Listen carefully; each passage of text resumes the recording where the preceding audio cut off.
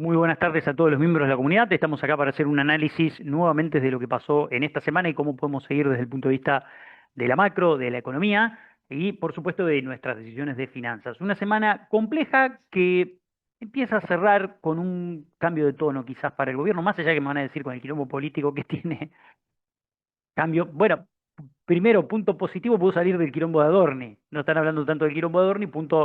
Segundo punto, bueno, tienen que resolver este quilombo político que están teniendo en este momento, porque de seguir así, van a seguir deteriorando la imagen del presidente y eso me parece que está mal, que no lo cuidan. Bueno, no voy a hablar de política, porque la verdad que esta semana fue impresionante con las cosas que uno tuvo que ver de la interna política que tienen intragobierno, ¿no? Pero independientemente y sacando el ruido de la interna política, la semana arrancó muy mal con muchos datos malos que fueron revirtiéndose al final de la jornada. El día de ayer y el día de hoy ocurrieron dos datos muy buenos que le pueden permitir por lo menos al gobierno encarar esta etapa que se viene de otra manera. Y los vamos a ir mencionando uno por uno. Vamos a arrancar un poco por la cronología de la semana. ¿Cómo arrancó la semana? ¿Ok? Pero antes de arrancar, te quiero invitar a mi taller de portfolio estratégico de inversión. Más que un taller, es un curso, son 5 clases. En algunos casos fue 6 clases. Está puntuado con 4.9 de 124 reseñas. La verdad que la cantidad de alumnos que hubo en este curso fue fenomenal. Es la octava edición, novena edición. Y yo siempre digo, elegir activos es parte del value investing, es parte del análisis fundamental, es parte de elegir activos de valor. Armar una cartera de inversión es determinante para em, la rentabilidad de tu portfolio año a año. Lo que te garantiza la rentabilidad no es el movimiento simple del conjunto de activos, sino lo que garantiza la rentabilidad de tu cartera es que tu cartera tenga un sentido. Y como dice Howard Marks, no solo tenés que defenderte en momentos y hacer goles en momentos donde el arco es grande, que es cuando el mercado está alcista y es muy positivo, sino también que te metan los menos goles posibles cuando el mercado se da vuelta. Bueno, lean los comentarios de los alumnos, la verdad, un curso muy, muy lindo. A mí, el que más me gusta. Lunes 1 de junio, te queda una semana y un poquito más. Anótate y nos vemos en este curso. Otra cosa que te voy a decir es que si tenés una pyme, tenés una empresa, tenés una institución, y querés recibir mi informe económico semanal todos los viernes en tu teléfono, bueno, suscríbete mediante el siguiente link. Entrá a mi página web, que está acá abajo, cpnmatiobatista.com, venís a esta parte, informe económico semanal, pones tu nombre, tu mail, tu teléfono y el nombre de tu empresa. Recordemos que este informe está pensado para empresas. Ahora sí, ¿qué pasó? En primer lugar, lo que vamos a decir es que el día lunes se conoció el índice de salario y por séptima vez consecutiva el índice de salario está por debajo del dato de inflación. El que se conoció es el de marzo, marzo dio 3.4. El índice de salarios dio 3.4, pero los dos salarios que hay que tomar es el privado registrado y el público registrado, que son los datos más fehacientes, más fidedignos y que reflejan realmente lo que pasa con los salarios, porque el salario que no está registrado puede tener un aumento del 10% y estamos hablando de nominalmente 2 mangos. Entonces, como eso distorsiona mucho el análisis, hay que pensar en estos dos salarios como los salarios claves, aumentar un 3%, pero me puse a estudiar y en este gráfico que logré armar te voy a mostrar algo muy interesante sobre la dinámica que estamos viendo. Yo hace tiempo que digo que el índice, el IPC, no representa lo que está ocurriendo desde el punto de vista inflacionario, hasta el punto que el gobierno tenía que modificar el índice y no lo modificó precisamente porque, no refleja, porque iba a reflejar mejor la realidad económica. Y parece que hace mucho renunció Labaña en todo esto, y me parece que eso fue una situación que termina perjudicando a una enorme cantidad de gente. Y miren este dato, lo que ven en rojo son los índices, el índice del INDEC, pero de precios regulados, cómo se va acumulando hasta llegar a 29. Y abajo, en la línea azul, tenemos el índice de salarios, tanto públicos como privados, hasta dónde aumentó en todo el periodo. Estamos hablando de agosto del 2025 hasta marzo, porque la dinámica que vemos desde agosto hasta marzo son los meses en donde hay caída del salario real. Todo lo que ven acá entre medio es lo que yo llamo brecha salarial. Una brecha salarial brutal que atenta y ataca al salario disponible. O sea, esto va directamente contra el salario disponible. Todo lo que ven acá es pérdida de poder de compra de las familias y los regulados lo reflejan muy bien a esto. Entonces, si bien el índice de salarios puede en el corto plazo ponerse por arriba de la inflación y el gobierno va a decir, ahora viene la recuperación del salario. En realidad no vamos a ver esa recuperación del salario porque el bondi te aumenta un 10% y te sacó todo lo que te pagó la paritaria de un gremio. Piensen en un salario de un palo 200, 2% son 24 lucas. 24 lucas te la sacan en 2 minutos en el mercado con los servicios, la prepaga, con el seguro del coche, con el colegio, con la luz, con el gas, con el transporte, etcétera. Entonces, a prestarle atención a este dato, porque me parece que este dato es un dato muy importante en la macro y que hay que seguirlo y monitorearlo con mucho detenimiento porque hasta que no se cruce la línea roja IPC regulados con salarios, difícilmente veamos una recuperación que sea consistente porque no solamente tiene que cruzarlo, tiene que tener una etapa como la que están viendo acá de recuperación y consolidación de esa recuperación. Y lo que estamos viendo es que esa etapa está lejos de llegar todavía. Así que en la medida en que sigan los aumentos de servicios públicos, este índice va a seguir dando mal y hay que monitorear esta situación. Segundo, el día lunes se conoció el índice de ADIMRA, que es la producción industrial metalúrgica de la Argentina, y tiene una variación acumulada del menos 6,2, una variación en lo que va de este año, interanual del menos 4,3 y mensual del menos 1,3. Parecería ahí, por lo que vemos en el índice, que estaría tocando fondo en este momento, pero todavía no estamos seguros. Nosotros la semana pasada decíamos, ¿estamos tocando fondo? Bueno, vamos a ver que no nos equivocamos en ese punto, pero no en todos los sectores. El fondo para un sector es uno, el fondo para otro sector es otro completamente distinto. Otro de los datos que se conoció esta semana tiene que ver con el índice de precios mayoristas. Acá lo tengo, el IPIM. El índice de precios mayoristas fue el dato de la semana, el dato sorpresa de la semana. ¿Por qué el dato sorpresa? Bueno, porque dio 5,2. Y ustedes van a decir, bueno, esto está impactado por la guerra y por el precio de los combustibles. Claro que sí. Obviamente que está impactado fundamentalmente por la guerra y porque voló el precio del petróleo. Pero el petróleo y la energía es el costo de los costos. Por lo tanto, si se corre todo el nivel para arriba de costos, genera después un contagio en el precio. Pues inevitable. O me como el margen yo como empresario, lo traslado al mercado. Y un punto a observar de esto es que ese 5,2 es un aumento en dólares, porque el dólar estuvo quieto todo este periodo, lleva quieto todo el año. Y nosotros dijimos acá cuando arrancó el año, este es un año donde va a haber un encarecimiento brutal en dólares de la Argentina en el primer semestre, donde los costos en dólares para las empresas van a crecer muy fuerte y donde los costos en dólares para todas las familias también van a crecer muy, muy fuerte. Entonces, este escenario y este contexto viene a confirmar lo que nosotros decimos, más allá de que esto tiene que ver con la guerra, se movió 5,2 y ese 5,2 pega derecho en dólares, chicos, en los costos de las empresas. Entonces, esa situación, ¿hasta cuándo la pueden sostener las empresas? Bueno, es una buena pregunta, ¿no? Es una pregunta que hay que ver qué respuesta tiene por parte del gobierno. Otro de los datos que se conoció esta semana tiene que ver con el índice líder, que es un índice que suele anticipar muy, muy bien los cambios de tendencia desde la macro, lo arma la Universidad Torcuato Di Tella, y fíjense que el índice líder marca una caída del menos 6 anual y del menos 1,7 en el mes. 1,6, perdón, en el mes. Por lo tanto, índice de Torcuato Di Tella, índice líder y también el índice de confianza del consumidor habíamos visto la semana pasada que también caía.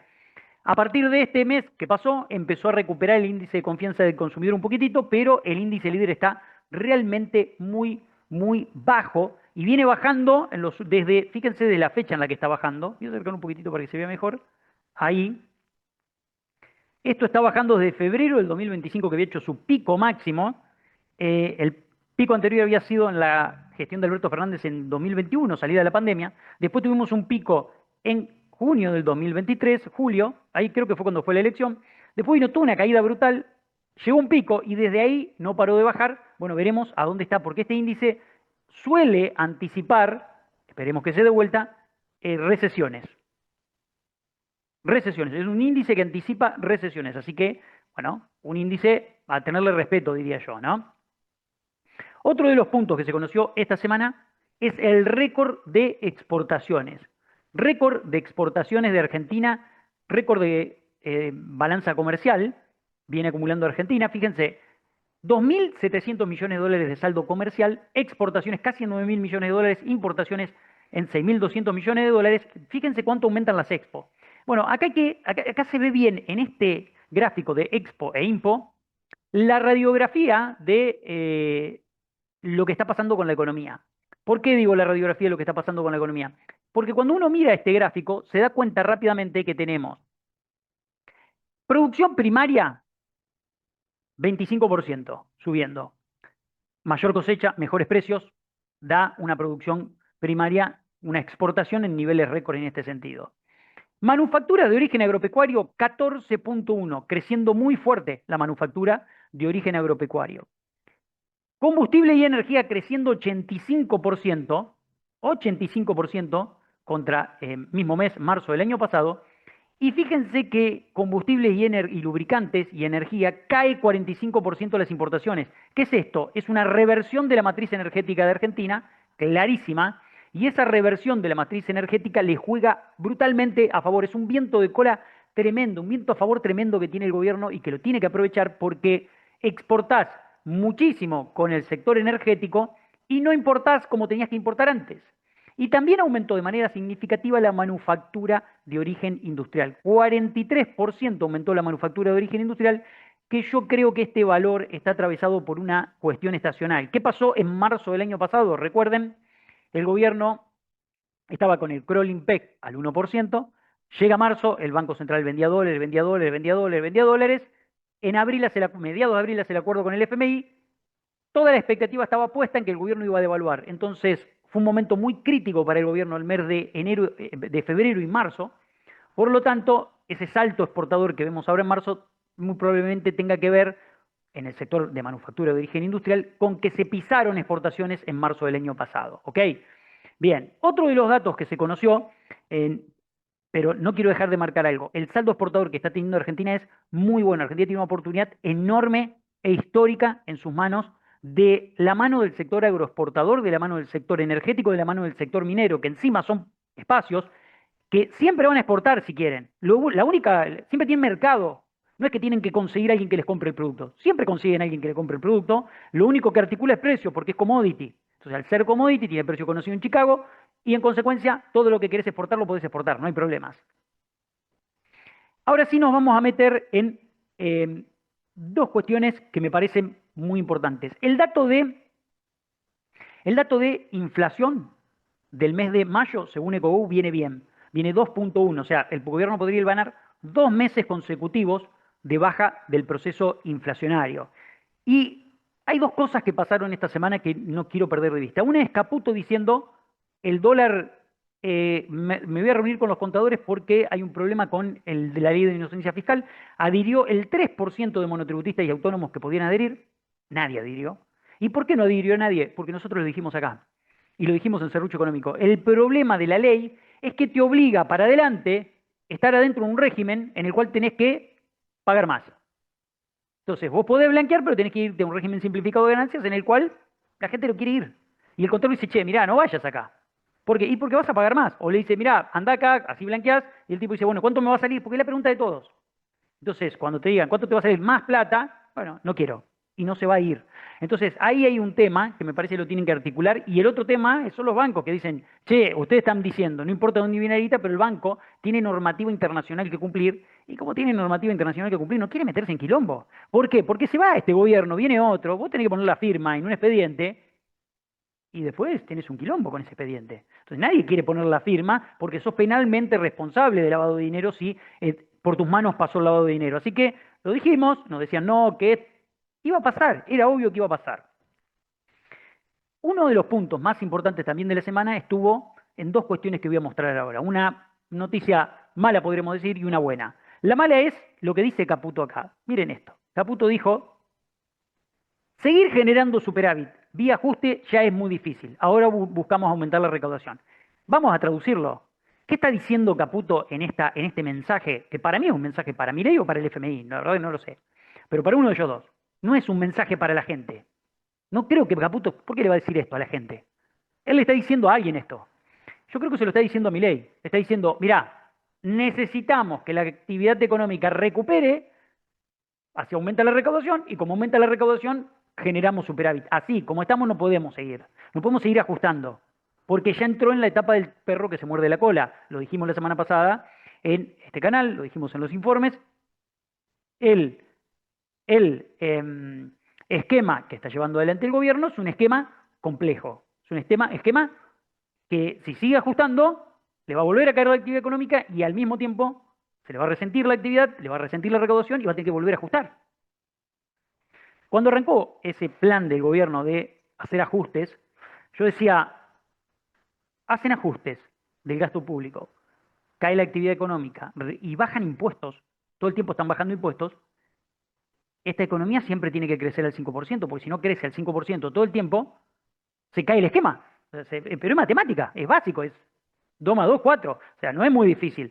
Si vos todo el tiempo bajás impuestos y todo el tiempo estás recortando, solo ese esquema puede funcionar cuando la actividad económica crece. Tiene que crecer los puntos necesarios para compensar la caída de los impuestos que estás bajando. El día que cae, se te derrumba el castillo naipes. Bueno, Caputo le está tirando un mensaje, yo creo que al FMI o a Milei, no lo sé, pero está tirando un mensaje contundente y no hay que perder de vista ese mensaje. Y otro de los datos que se conoció recién, porque es jueves de la tarde, yo estoy grabando jueves a la tarde, el EMAE. El EMAE que fue celebrado por supuesto, por Caputo y por Javier Milei. Recién estaba mirando las redes de ambos y estaban comentando esta situación. De los 14 sectores, todos crecen menos uno, que es el de administración pública, pero hay que hacer hincapié en unas cuestiones que a mí me interesa marcar acá. Primero, gran parte del crecimiento lo explica la agricultura, caza, silvinicultura, casi 18%. Lo explica la explotación de minas, canteras, minería, energía, tic, ahí. Lo explica la intermediación financiera en un 8.8 creció. Lo explica la pesca, que creció un 30.9, pero en el ponderado no es tan importante. Este sector es muy importante, este sector es muy importante en el ponderado, este también, pero también aumentó la construcción 7.6, aumentó la industria manufacturera 4.6. Y acá voy a hacer un paréntesis, porque nosotros lo dijimos la semana pasada, tocamos fondo, y yo dije, van a ver que creo que hemos tocado fondo y van a ver que el gobierno va a salir a celebrar los datos que se vienen. ¿Por qué? Porque venimos diciendo que el trimestre abril, mayo, junio, esto es marzo, pero el trimestre abril, mayo, junio va a ser un trimestre muy bueno para el gobierno, desde el punto de vista estadístico. ¿Por qué? Porque la agricultura, caza, silvinicultura, explotación de minas canteras, la intermediación financiera van a impulsar el crecimiento del PBI. Y el dato que vemos acá de la industria manufacturera me dice, che, ¿cómo contrasta con lo de ADINRA esto? Hay un contraste entre el dato de ADINRA y el dato de el EMAE, claro. ¿Por qué? Y porque dentro de la industria manufacturera nosotros tenemos la manufactura de origen industrial y la manufactura de origen agropecuario. Y no se olviden que todos los granos, en su inmensa mayoría, sobre todo aceite, pero la mayoría de los granos se procesan en la Argentina para hacer los aceites. Y eso tiene un impacto muy importante en la industria manufacturera y en el crecimiento de la industria manufacturera. Por eso encontramos esa heterogeneidad entre la industria manufacturera, la manufactura de origen industrial y la manufactura de origen agropecuario.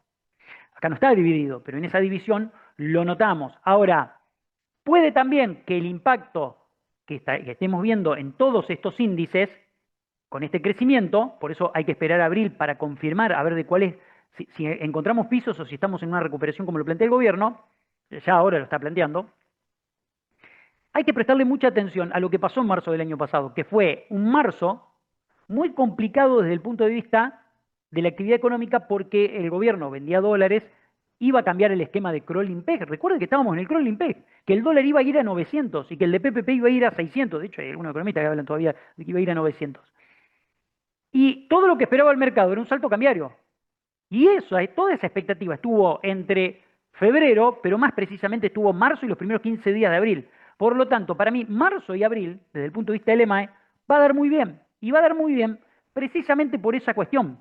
Porque, y es más, el segundo semestre también le va a dar muy bien al gobierno los datos estadísticos. ¿Y por qué? Y porque vas a comparar contra la elección. Ahora, nosotros dijimos la semana pasada, ¿piso estadístico? Sí. Podemos empezar a decir que estamos viendo un piso estadístico. Recuperación, esperemos. Hay sectores que están creciendo a tasas chinas, energía, minería, agro, intermediación financiera, y hay sectores industriales que son los grandes generadores de empleo que están en una situación muy, muy compleja. junto con construcción, que está recuperando ahí, pero viene muy mal, junto con comercio mayorista minorista, y junto con todo el servicio colateral para la industria, el comercio y la construcción. Bien, en consecuencia, este es la síntesis y el resumen de lo que pasó esta semana. No me quiero olvidar del dato internacional. Asumen Kevin Warsh como titular de la Reserva Federal de Estados Unidos. Daría la sensación de que no va a haber bajas de la tasa de interés en Estados Unidos en los próximos, durante el año. El mercado se pone contento si en vez de haber bajas, no hay subas. Y el dato de inflación en Estados Unidos dio mal. Se aceleró el proceso inflacionario en Estados Unidos, como en todo el mundo, fruto de la guerra. Y en el mes de marzo se aceleró, está por arriba del 3%, 3,2 si mal no recuerdo.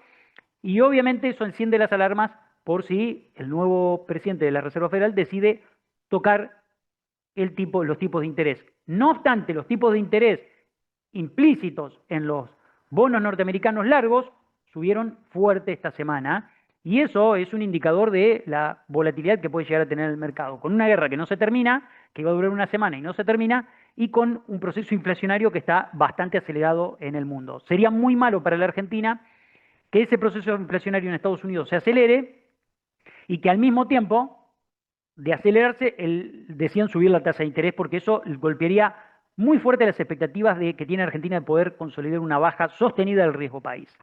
Nos vemos en el próximo video. Seguimos analizando qué es lo que está pasando con la economía y espero que les sea de gran utilidad.